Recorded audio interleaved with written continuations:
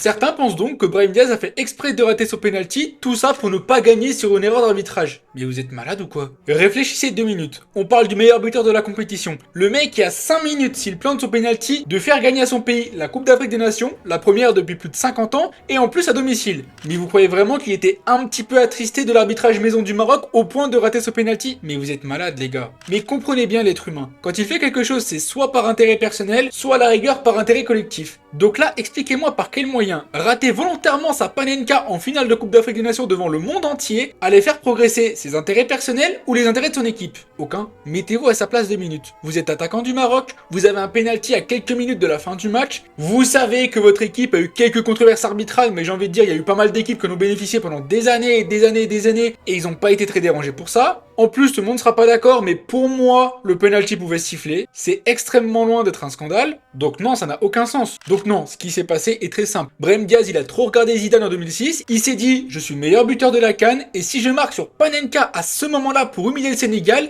je vais être la star du monde pendant plusieurs semaines. Et je peux le comprendre, hein. Au Real Madrid, ça se fout de sa gueule, il a pas de temps de jeu. La Coupe d'Afrique des Nations, c'est peut-être le premier moment de sa carrière où il peut vraiment briller individuellement, et bah ça l'a porté, je sais pas. Et je vais écarter un dernier truc. Il y a des gens qui pensaient donc que Brahim Diaz n'a pas marqué par fair play. Mais il y a aussi des gens qui pensent que Brahim Diaz n'a pas marqué pour faire revenir les joueurs du Sénégal. Le penalty n'a rien de scandaleux. Autrement dit, si le Sénégal n'était pas revenu jouer, ça aurait été défaite sur tapis vert, ça aurait été fini pour eux. Donc là non plus, ça n'a pas vraiment de sens.